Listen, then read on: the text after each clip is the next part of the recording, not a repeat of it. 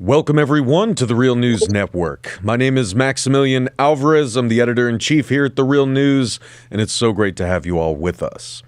As Israel's genocidal assault on Gaza continues and thousands of Palestinian civilians, including many children, are killed or buried under the rubble, a coalition of more than 30 Palestinian trade unions have issued an urgent call to labor organizations around the world to take action to force a ceasefire and to end Israel's occupation of Palestine, including taking direct actions to halt arms deliveries to the Israeli military. In the wake of the brutal Hamas-led attacks on October 7th that killed between 1,300 and 1,400 Israelis, the vast majority of them civilians, Israel's far-right government, led by Prime Minister Bibi Netanyahu, have waged a scorched earth bombing campaign and ground invasion of Gaza, a 22 by 5 mile open-air prison where Palestinians have been held captive for decades and brutalized by Israel's U.S.-backed apartheid regime. At least 8,796 people have been killed in Gaza since the beginning of Israel's retaliatory offensive, Gaza's health ministry said today, including 3,648 children. As my colleague Taj Ali, a brilliant labor reporter in the UK, writing for the UK-based publication The Tribune, recently wrote, quote, Yasmin, a trade unionist in Palestine who helped coordinate the call for solidarity, says the British trade union movement has a big role to play in disabling Israel's war machine. Quote, many of the weapons that Israel is using in Gaza are being produced in weapons factories around the globe. Many of them are transported through international ports. Companies like Elbit Systems, for example, are able to operate out of factories in the UK, France, and the United States, and other places, as well as arms companies based in different countries around the world, shipping and selling their weapons to Israel. These are produced not by machines. These weapons are produced by workers, and many of them will be in trade unions, end quote. Taj Ali continues, quote, while the call for solidarity has been issued to all counterparts and people of conscience, it focuses particularly on trade unions in relevant industries, calling on them to refuse to build or handle weapons destined for Israel and make public statements declaring their position. While focusing on the arms trade, the call also demands action against all companies involved in implementing Israel's brutal and illegal siege, including where they have contracts with research institutions and other bodies. Alongside the call for popular action in trade unions, the statement urges trade unions to place pressure on their governments to introduce a formal ban on all military trade with Israel. Samira Abdelim, a Palestinian feminist and trade union activist based in the occupied and besieged Gaza Strip, said, quote, we call on all workers everywhere to stop the brutality practiced by Israel. Workers, especially those in weapons factories, must always remember that they participate in creating tools that affect the future of the world, end quote. Listen. Labor has a long and proud tradition of using worker power to fight against war, genocide, and apartheid around the globe. Let us not forget the heroic actions taken by members of the International Longshore and Warehouse Union, or the ILWU, who protested apartheid in South Africa and even refused to unload South African cargo at ports here in the United States. And just this week, leaders of multiple transport workers unions in Belgium called on their members to refuse to handle cargo containing military equipment being sent to Israel. But actions like these, so far, I'm afraid to say, are more the exception than the rule. While the vast majority of unions here in the United States are either staying silent or actively expressing support for Israel, fellow workers in Europe and the United Kingdom are heeding the call from their fellow workers and unionists in Palestine, and they are taking direct action. Last week, for instance, over 100 members of the coalition Workers for a Free Palestine in the UK formed a human blockade in front of an arms factory in Kent, owned by Instro Precision, which is a subsidiary of Elbit Systems, one of Israel's largest weapons manufacturers. In this Real News live stream, we're going to do something a little bit different from what we've been doing the past couple months. We're going to speak with a number of folks who were involved with that action in Kent about how and why they came to be active fighters in the movement to stop Israel's destruction of Gaza and its decades-long occupation of Palestine. I am honored to be joined on the Real News live stream today by Jake Thomas, who is from the Independent Workers' Union of Great Britain. We are also joined by Arton Giles, a labor activist and union member and organizer in the UK. Jake, Arton, thank you both so much for joining us today on the Real News. I really appreciate it. Thanks for having us. Thank you. Well, it really means a lot to have you all both on across the pond while all of this is going on. I know y'all are incredibly busy, and we are all incredibly tired and devastated by what we are watching unfold. So I really appreciate you guys making the time to chat to us and our audience. As I mentioned in that intro, I largely do these live streams talking to workers and unionists here in North America. And so I wanted to have a discussion about labor's role here in fighting to force a ceasefire and end Israel's occupation of Palestine. But sadly, there's not much to report here in the U.S. There are, courageous groups of workers, Starbucks Workers United, who are a union, but they do not have a union contract with Starbucks at any of the stores that have voted to unionize yet. They have probably released the most powerful statement, more powerful than any of the other established unions here in the United States.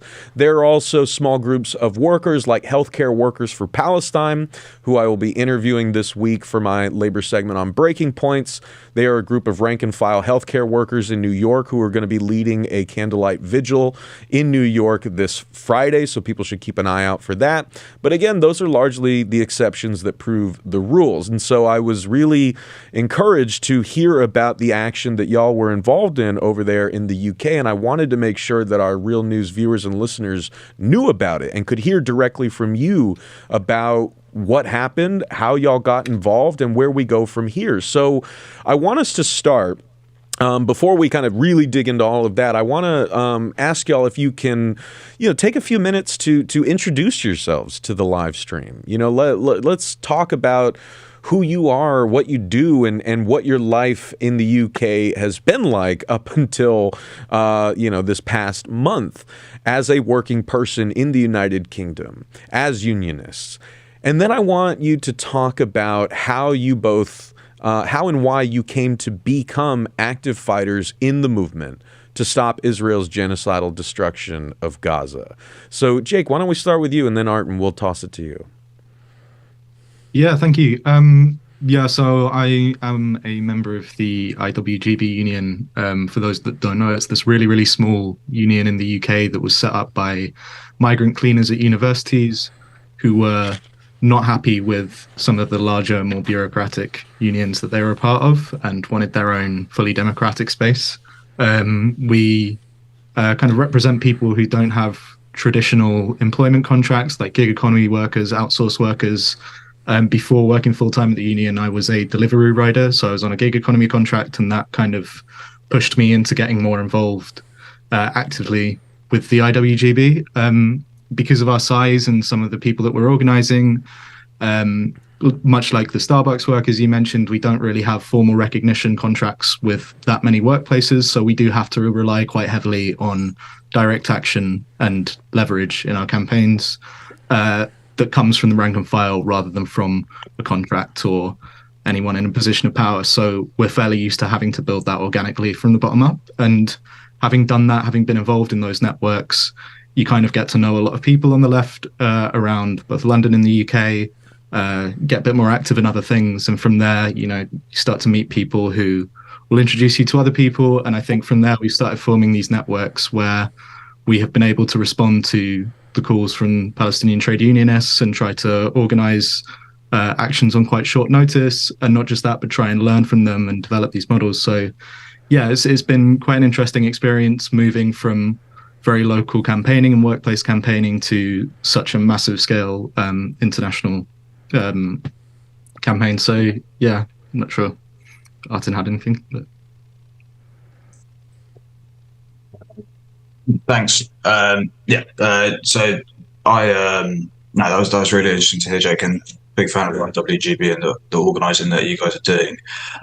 So I got involved with the kind of left scene here in the UK, as it were, really around 2011, when we had big Occupy protests outside the London Stock Exchange, and that was something that was inspired by you guys with your Occupy Wall Street movement.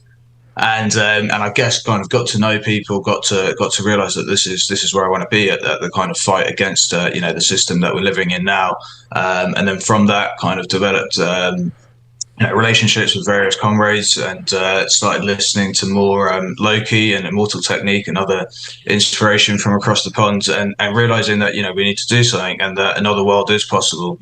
And then I got more and more involved with the labour and trade union movement, specifically when Jeremy Corbyn stood for leader in 2015, and that kind of saw a lot of particularly young people kind of joining the Labour Party here, and got involved with that campaign, volunteering.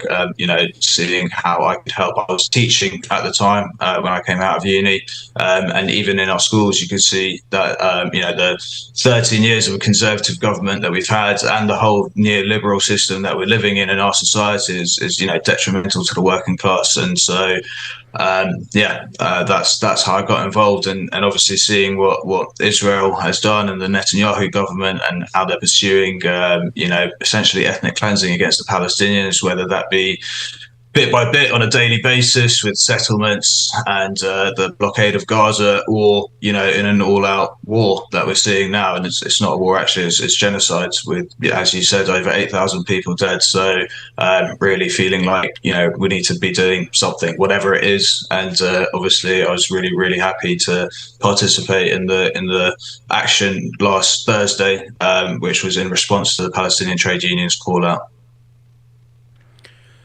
Well, I want to focus on last week's action in a second, but I wanted to first just kind of quickly build on what you were both talking about there, right? Artin, you talked about the fight back against this system that is screwing over working people in general, because I want to just remind people that before October 7th, I mean, we had done a lot of coverage over the past year and a half talking to fellow workers in the UK and across Europe about the strikes that have been happening, right? I mean, I interviewed a lot of the RMT folks, who have been doing rolling strikes. We did coverage of the healthcare workers strike, nurses at the NHS, the posties going on strike. There's been a real intense working class struggle happening in the UK over the past year and a half. And like us here in the States, y'all have been seeing more labor militancy than I think any of us really have in our lifetimes. And so I want to just sort of refresh people's memories there for a second, and ask if we could go back around the table and just, if you could say a little bit to folks here in North America about what you all have been up against as working people in the United Kingdom. What has been happening on that front? What are working people facing in terms of trying to make a living, dealing with, they're organizing on the job, dealing with the conservative government and the austerity measures? We don't have to cover everything, but I just wanted to give y'all a chance to sort of refresh people's memories here about the working class struggle in the UK. And then we'll talk about how that has kind of fused with this, struggle to end Israel's war on Gaza and occupation of Palestine. So, Jake, let's go back to you, and then Artin, jump in when he's done. Yeah, I mean, it seems like quite a long time ago now, thinking back to some of the first RMT strikes that were going on, and having that strike wave of, transport workers, doctors, nurses, as you were saying, but not just that, also small individual workplaces, seeing workers in the charity sector feeling like they had the confidence to go on strike, seeing like outsourced workers striking not just for pay, but, you know, for in-housing and having these quite specific campaigns. So there has definitely been a change in attitude that obviously we can talk for ages about 13 years of Tory rule and the cost of living crisis and everything that's been happening post-COVID. But I think more generally, it has reached a breaking point where people are seeing other people going on strike and realizing that they can do that themselves, realizing that, you know, the organization that goes into it is possible from a rank and file and that you don't necessarily need these bigger organizations. And I think that's played into when we started seeing some of the atrocities coming from Gaza. People are realizing that even though there isn't particularly political leadership, that doesn't necessarily mean that we're completely powerless, and are using some of the skills that people have learned from organizing over the last couple of years and bringing that into these campaigns, which is quite interesting.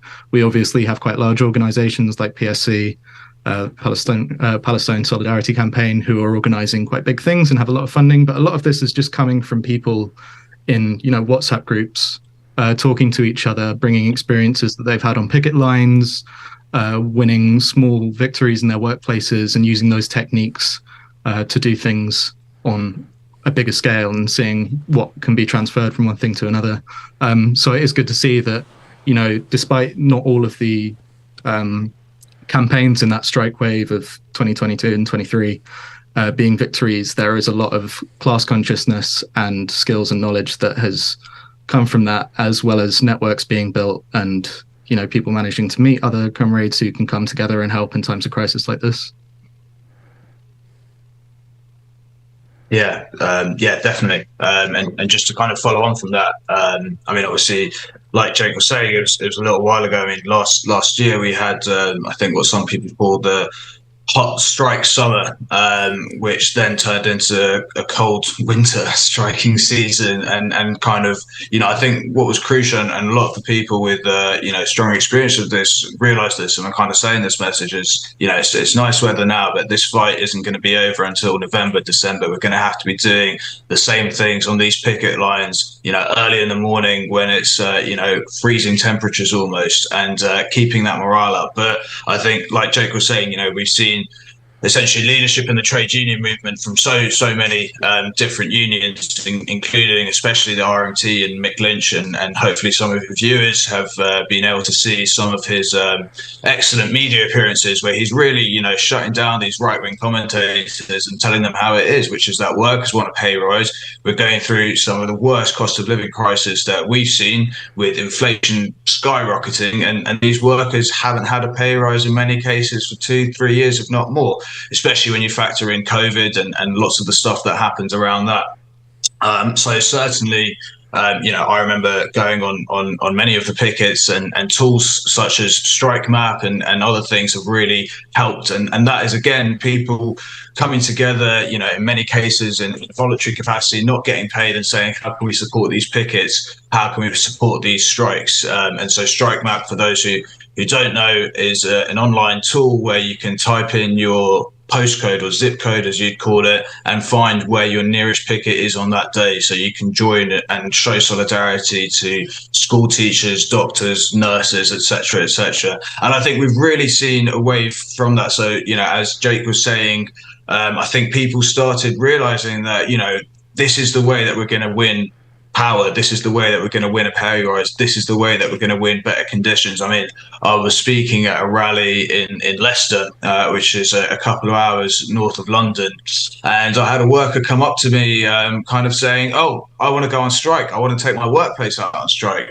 And they weren't a member of a union. And so it was kind of like, okay, well, this is the first step, and this is how we organize it, and this is how we can win. But you really saw that energy of people kind of saying, enough is enough, we're fed up. And you know, when you see, you know, multinational companies or big companies here in the UK, you know, making profits and profits, when you see CEOs and directors' pay going up by exponential amounts, and then you look at your pay packet and realize that, you know, the price of cheese, the price of butter has almost doubled in many cases in the last few months. And, you know, what you've got now in the UK is supermarkets putting security tags that used to be on, you know, bottles of alcohol or TVs onto things like baby powder and milk and butter, because these things are expensive and people, are kind of not being able to afford them. And one last thing I'd say is, as Jake was saying, you've seen real union power and that inspiration from places like the RMT, the UCO, etc., where you had charity workers, and just very recently, members in my union, Unite, went on strike at St Mungo's, which is a homeless charity. And I think there's always been this perception that, is really lots of charity bosses will kind of, try and almost guilt trip you into not getting a pay rise because you work for a charity, because, you're helping those who are less privileged than you. We're not a big company that's making loads and loads of profit. So, you're almost guilt tripped to kind of keep your pay low. But they said, we're not having this. They said, we're helping some of the most vulnerable people. We need a pay rise that we haven't had for a long time. And they went out on an indefinite strike and told the management that we're not going to come to work until we get a pay rise and until you negotiate with us. And the whole movement was behind them. They had many people out on their picket lines, 20, 30, 40 days straight. And eventually, a couple of months ago, won around a 10% pay rise. And that was a really, I'd say historic action. And it took a lot of work. It took a lot of organizing. Some of the comrades that I know who are helping organise those pickets, it took a lot of messages, a lot of early morning starts, a lot of late nights, a lot of pleading with people to, come out on the picket line. Okay, great, you're on strike, but we need you on the picket line to show that solidarity and to show that we're strong. And as I said, it paid off, and that was an inspiration to many. Hell yeah. And I mean, I hope that the echoes of what Artin and Jake are describing are resonating with folks here in the United States, because this is what we have been covering. I've been running myself ragged covering this for years, and I feel like I joke because I feel like I'm in the twilight zone, like I'm interviewing different workers from different industries, from different backgrounds, and yet they're all in some way telling a different version of the same story, right? So many of the workers who have gone on strike, whom we've spoken to this year alone, are giving like a similar version of reality that Artin and Jake just described, right? Here, working people are working longer, they're working harder, and yet our wages have been stagnating or even going down while the cost of living continues to rise, all while our bosses and these massive corporations are raking in record profits. This has been the theme throughout so many interviews that we've done just in recent months. We were focusing on the potential UPS strike in the summer. That was narrowly averted when the Teamsters reached a contract deal with UPS, but that was a big part of it, is like, hey, we sacrificed through COVID. We've been working our butts off. We got people dying in the back of those package cars with no air conditioning. And yet the company is raking in record profits and telling us that it can't give us raises and can't bring temp and 2-tier, 3-tier workers up to like full-time benefits and pay and so on and so forth. That was also what the auto workers with the UAW, who just concluded, at least temporarily, their historic strike against the big three automakers, GM, Ford, and Stellantis. We talked to auto workers who were saying that I cannot afford to buy the car that I am making anymore because of the direction that this industry has been going in, and yet my company is raking in record profits. This is what hotels in Vegas like MGM and Wynn and Caesars, they are raking in record profits after bouncing back from COVID. And yet, hospitality workers with Unite here in Las Vegas, in LA, and around the country are either on strike or prepared to go on strike because they are also not able to keep up with the cost of living while their employers are raking in record profits. I'll continue. This is what the Hollywood strikes were about. The writers, the actors, they were all saying the same thing, is we can't afford to pay our rent. We can't afford to work in this industry, all while these major studios and the tech companies like Apple Apple, Amazon, Netflix, they are raking in record profits as well. Lastly, the railroad workers that we spoke to all throughout last year. We even spoke to railroad workers here in the U.S. and railroad workers in France and the U.K., all describing a similar version of the same problem, that workers are being run into the ground. The bosses keep making staff cuts, piling more work onto fewer workers. Working conditions are getting worse and worse while the cost of living continues to rise. And the companies, the executives, and the shareholders are raking in more profits than they ever had. So are we sensing a theme here, right? And so I wanted to remind us of that. That is the circumstance in which we have been, and are still, even as working people like Jake and Arten are also getting involved in this necessary fight to stop the humanitarian crisis that is unfolding before our eyes in Israel and Palestine. So I want to bring us back to there,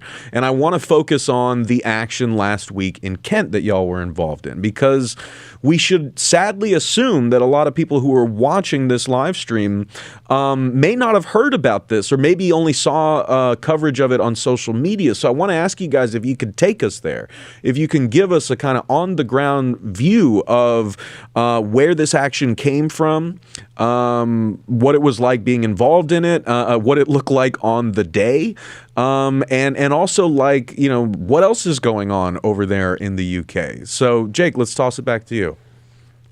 Yeah, so this was around 150 workers, doctors, teachers, people from all sorts of different backgrounds that had come together desperately wanting to do something quite immediate and materially effective around what's happening at the moment. As I said earlier, we're really struggling in terms of political leadership at the moment. So we do feel like we need to make these kind of interventions ourselves rather than waiting around for elections and trying to lobby politicians internally. So I think there were networks of trade unionists who had got together and quite organically thought, what can we do that is accessible and safe, and also will have an actual material impact. So I think targeting Israeli arms factories is something that's happened quite a lot before. Groups like Palestine Action in the UK have sent very small groups to go and physically disrupt what's been going on. And we were looking for a way that we could take that kind of action whilst making it a bit safer for people who, didn't want to risk losing their jobs, who didn't want to risk legal action, or didn't want to risk being on the wrong end of police brutality. So we made sure that everything was done in quite a secure way, that we had the numbers to make sure that we were going to be safe around it, and that it was accessible for ordinary working people to be able to participate in, and while still being effective. So, on the ground, we were getting up at 3 a.m., taking a coach down to Kent, standing in the rain. It was chucking it down the entire time. But there were a lot of people there just showing solidarity, and it was an incredible thing to be a part of. Especially, I think we got word that people in Palestine had seen the action going on, which is absolutely amazing. And obviously, yeah, it's a small thing at the moment, but I think we learned a lot. And, as a movement and as these networks that I mentioned, we are learning about how we can replicate and scale this stuff. So it was really good to find a way to draw in ordinary people who might not necessarily think that they have that kind of power to make these material differences, and give people the confidence and the security to take action and say, look, this is something that's happened. It should happen again. This is how it happened. And hopefully inspiring people, not just across the UK, but in other places, to take similar kinds of action, knowing that it does work, it is safe, and it is something that is being demanded by Palestinian trade unionists at the moment.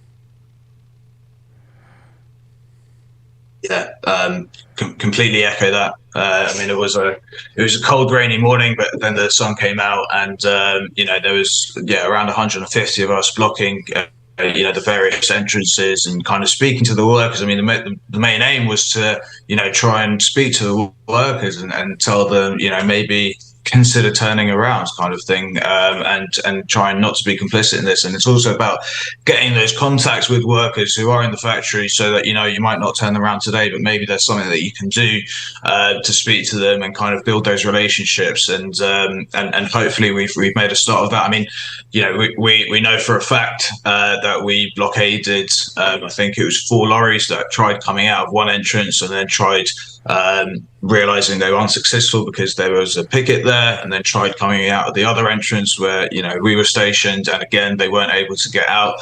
I mean, I think at one point one of the companies kind of told us, look, we've emptied our trucks, could you please just let them out of the site?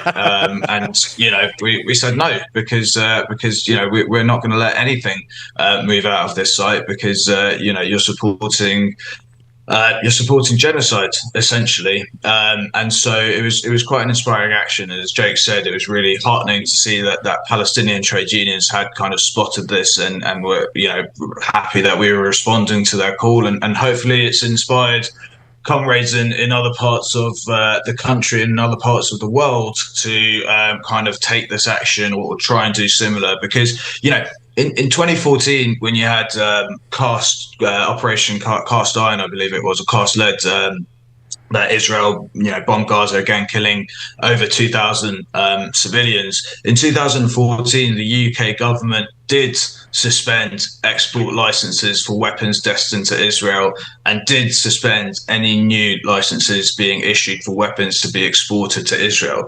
That was 2014, when 2,000 people were killed. I think, you know, what we're seeing now is on a bigger scale, where you've got over 8. I mean, I'm sure by the end of this call, it'll probably have doubled. You had 2 massive airstrikes on the refugee camp, you know, within 24 hours, killing over 100 people. And you know, these are people with lives. These are people with futures. These are people who could have been artists, could have been teachers, could have been doctors, could have been nurses.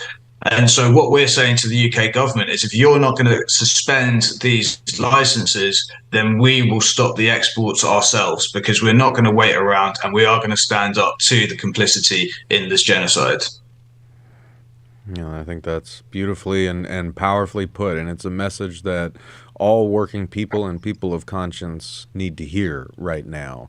I wanted to just kind of quickly follow up on that and just ask, like, you know, not asking y'all to reveal anything like that is sensitive to your organizing or anything like that, but just what was the reception? You know, like, did you get a chance to talk to any of the workers inside the arms manufacturing facility? Like, did they express anything to you that stuck with you?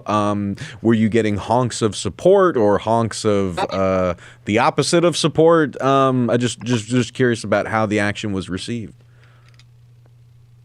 Yeah, I mean, we were getting cars coming around talking in support. We were able to talk to a lot of workers, as Artin said, but not just from the factory that we were blockading, but also other businesses that were sharing that industrial park. And a lot of people that were working there were quite shocked to know that that this factory that with was making weapons that are being used to bombard children at this point, and being able to go to quite a small place that might not have that kind of political conscience and bring it to people on the ground and say, look, this is what's happening right on your doorstep, I think was quite powerful for a lot of people, including a lot of the locals there. Didn't know the extent to what was going on. So it was good to get that local support. And I think it shows how unrepresentative our media and our political classes are at the moment. When you talk to this about basically anyone on the street, you know, there is huge support for a ceasefire. There's huge support for the kinds of actions that are going on like this. And you don't really see it until you talk to people directly, just because of how distorted some of those views are. So it was amazing to see firsthand that people, when this was brought to them, were really starting to care. And just to add to what Artin was saying, we were there talking to workers, and I think a lot of the time when you talk about action that trade unionists can take that will disrupt, you know, arms manufacturing or transportation and logistics, people think, well, I don't work in those sectors, so I can't necessarily do anything. Like, I can't withdraw my labor. But, you know, as trade unionists, we are used to being on picket lines. We're used to having structured conversations with workers. We're used to direct action and campaigning. So there are ways that you can use those skills. You know, none of us were workers in that factory, but we can go to that factory and we can use those organizing skills to have an effect in these other sectors as well. So I think, yeah, there's always different ways that you can participate in that sort of thing, even if you're not directly involved in those sectors, which is good. Yeah, definitely. Anything to add to that, Arden? Just quickly, I mean, obviously the factory action, I think was important, and you know, not only in symbolic, but actually, you know, did destroy. Because obviously, I think, you know, we have to remember that lots of these factories and arms companies, have these kind of just-in-time supply lines. So even though we were only there for around 6-7 hours, half the day, we did, I think, disrupt some of those supply chains, because those trucks would have been going to other factories to, take parts to essentially put on missiles, which would have been built in other factories. And so, even though we weren't there for the whole day, we weren't there for longer, I think there was an impact in the kind of supply chain, which then disrupted, future orders, etc., down the line. But even away from the factory, I think, my view is that we should be doing everything and anything that we can, and whether that is doing a hard picket like this, going on the mass demonstrations, doing the local demonstrations. I mean, tonight, for example, your vice president is going to meet Rishi Sunak in Downing Street, and I know that there's a protest being organised about that, demanding a ceasefire now and to stop the genocide. And so whatever it is that we can do, and as Jake was saying, even my union Unite, I was personally disappointed with the statement that we put out a couple of weeks ago. It did not call for a ceasefire, and that was something that I felt had to be changed. And so many of us Unite members, other comrades, organised an open letter to send to the executive committee to say, this isn't what we support. We want you to call for a ceasefire. We want our union, which is, alongside Unison, the biggest trade union in the UK, representing over 1.2 million workers. We want them to call for a ceasefire, as actually Unison has managed to do last week, and a number of other unions have also done. And so we organised this letter. The executive committee held an emergency meeting. Lots of motions are being put to local branches, and obviously, which is the democratic structure of the union, so that those branches can then put pressure onto the executive committee to ask them to call for a ceasefire. Lots of branches are putting in motions which echo the calls by Palestinian trade unions, crucially to also support any worker who does not want to load weapons onto shipments that are destined for Israel, or who does not want to make those weapons. And I think that's a crucial call, because whilst it would be great to, like the Belgian trade unions have done, refuse collectively to load any weapons onto these shipments destined for Israel, there is also a need to support any individual worker who says, this goes against my conscience and I do not want to do it, and have their trade union backing them. So we've submitted that motion to my local branch, which is meeting next week, and hopefully many other branches will have done this. So it's not just about what we can do physically on the ground to disrupt or to show symbolically that we're against it, but it's also putting pressure onto our unions to say that this is not happening in our name, and we want you to call for a ceasefire. Hell yeah. And you guys have both so beautifully kind of answered this next question in pieces. I just wanted to give us a chance to sort of really condense this, because we only have a few minutes left, and I know I got to let you guys go because it's a busy day. But like when the media, and trust me, the media here is absolute dog shit, so I sympathize with you guys in terms of that propaganda. We are seeing some cracks in the armor. There are some corporate and public TV stations that have actually been giving a little bit of the history of the occupation, the longer context that people need, not acting as if this all just started on October 7th. So that's been encouraging to see, but we're also seeing a lot of propaganda in the other direction. McCarthyite chill across the country. The White House press secretary just yesterday compared people protesting in the United States, demanding an end to Israel's bombing of Gaza and an end to the occupation.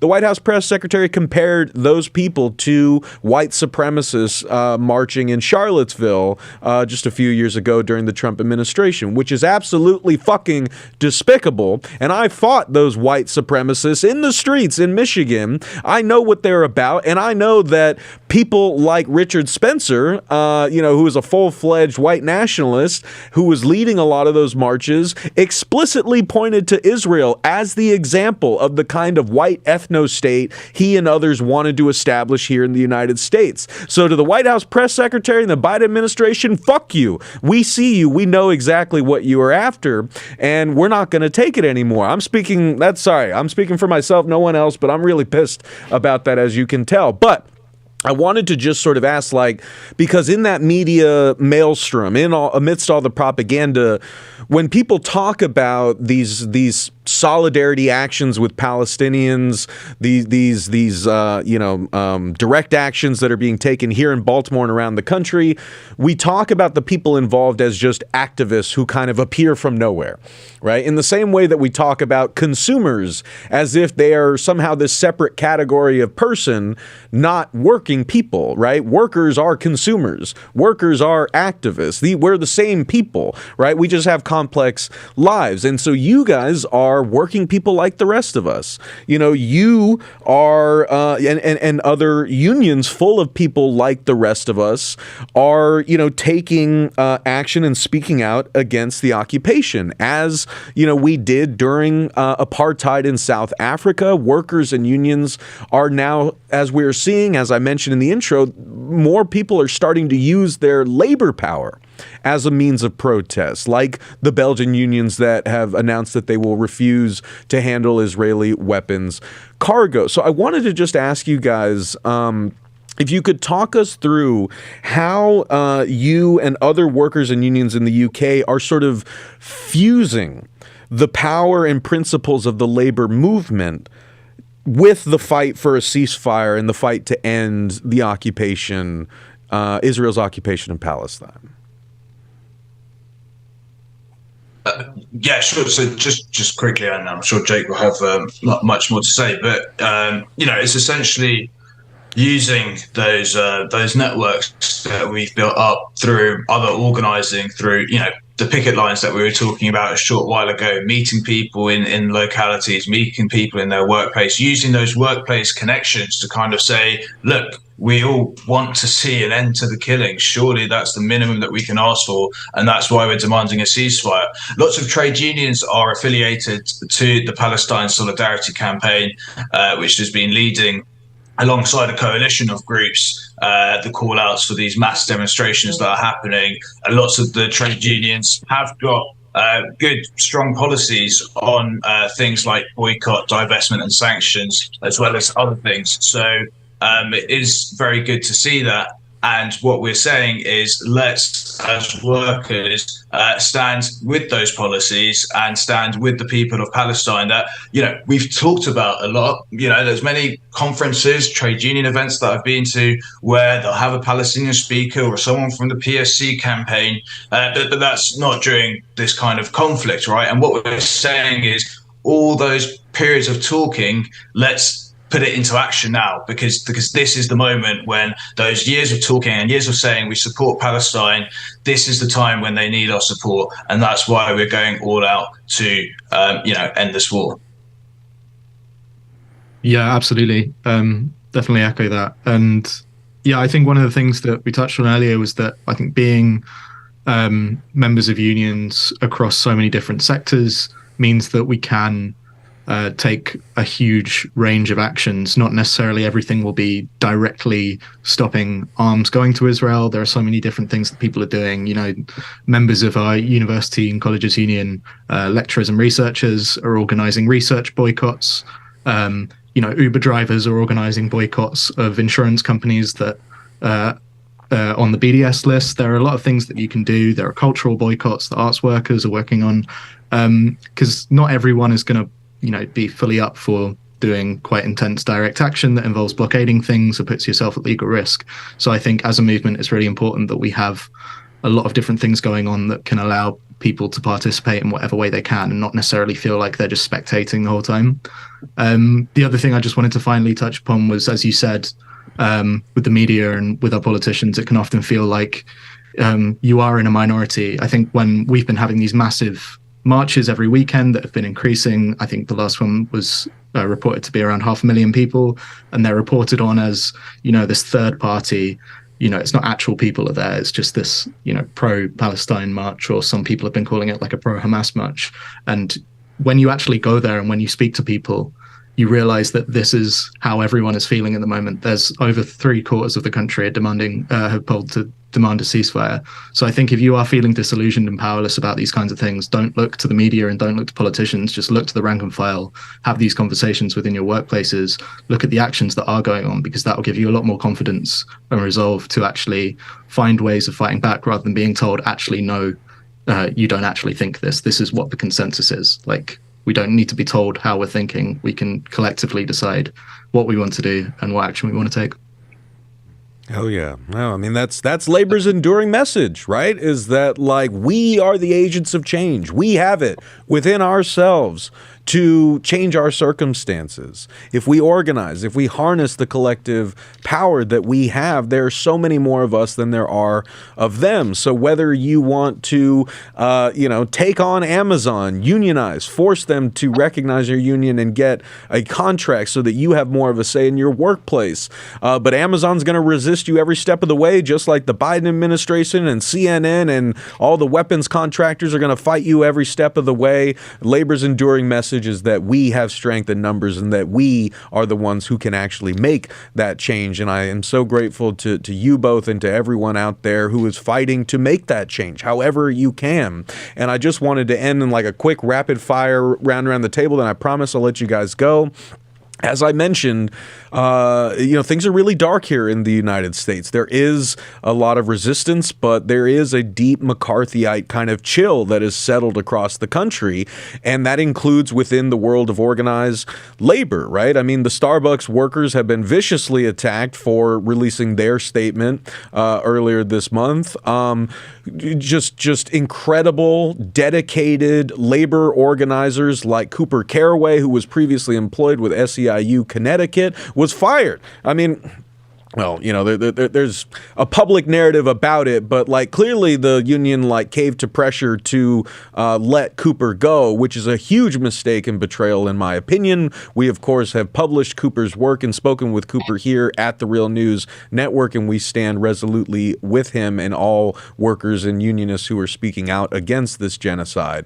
But I wanted to ask you guys, just like with the last minute that I've got you, like what you would say to people, working people here in the United States and Canada, about why they should get involved in this fight, even amidst all of that pressure to do nothing and stay silent. I think there is obviously a huge urgency. Like every day we're seeing worse and worse scenes coming out, and ideally we would have been doing this sort of thing 2-3 weeks ago. So there is like a time scale on this, and things need to be done properly and urgently. But I think also a lot of people are understandably scared of, putting themselves on the line, whether that's employment-wise or legally. And I think it's one thing for us to come out and say, look, you need to be brave and you need to, stand in solidarity with the Palestinian people. It's important we do that. But I think for organizers and for people that are already active, it's really important that we make sure that people do feel safe when they're coming into these spaces, when they're taking part in these actions, and really prioritizing that as something that's core to our organizing strategy, making sure that people are able to participate and we don't exclude, a huge movement of people, all of whom are feeling quite rightfully devastated and horrible about what's happening, who might want to get involved but feel these barriers. So bring as many people in as you can, make sure that things are secure and safe, make sure that people are supported, that you're standing with people who might be unfairly attacked and targeted, so that you can have mass participation, you can scale to these bigger actions. Yeah, certainly. And just to add on to that, I mean, I thought the Kent action that we did a couple of Thursdays ago, or last Thursday, I think, it was really, really well organized, essentially, right? We had a really good briefing from, I just went along as a participant, but a really good briefing from the people who were organizing it. There was food provided. There was a few chairs for people who, wanted to sit down at various points. We were constantly asked, okay, if it gets to this stage, would you be happy to do this? Or is this something that you'd rather prefer? And so a lot of care was put in to that. And so that was really, really heartening to see, because, as Jake said, we're a movement, we're a really diverse movement. Like you were saying, we didn't show up out of nowhere. These are, doctors who come at the end of the shift. These are teachers who come at the end of a school day. These are, in some cases, teacher who had half term and could come to the action because of that. And so it's really, really heartening to see so many people get involved, but also that care being taken. But, what I'd say is, there is something you can do, whether that is something similar to what we participated in, or going along to the demonstrations, or going along to the sit-ins like we saw at Grand Central Station, which actually inspired the sit-in here in Waterloo Station only a couple of days later. There is something that you could do, whether that's something as simple as writing to your congressperson if you are scared of being fired. But as Jake was saying, there is safety in numbers, and the first thing that you can do is find other people in your workplace, find other people in your community, find other people in your networks who want to do this, and build that safety in numbers, because it is scary taking action on your own. But the thing is, our movement is more powerful than they are. And just to finish, our Home Secretary, Suella Braverman, said something quite similar about these marches. I think she called them only a couple of days ago. It was a hate march. And this is 500,000 people, right? But we know that we are stronger. We know that we are right. Our principles are what guide us. And we are going to work to make sure that they live to regret the day that they supported this genocide. So that is Jake Thomas from the Independent Workers Union of Great Britain, and Arton Giles, labor activist, union member, and organizer in the UK, both of whom were involved in last Thursday's blockade in Kent, United Kingdom. Jake, Arton, thank you both so much for chatting to us on the Real News Network. Thank you for fighting. We really, really appreciate it. It's been a pleasure. Solidarity. And thank you all for watching, and thank you all for caring. Please do whatever you can to stop this madness, because what happens next depends on how hard we fight now. For the Real News Network, this is Maximilian Alvarez signing off. Take care of yourselves. Take care of each other. Solidarity forever. Solidarity. Thank you so much for watching the Real News Network, where we lift up the voices, stories, and struggles that you care about most. And we need your help to keep doing this work, so please tap your screen now, subscribe, and donate to the Real News Network.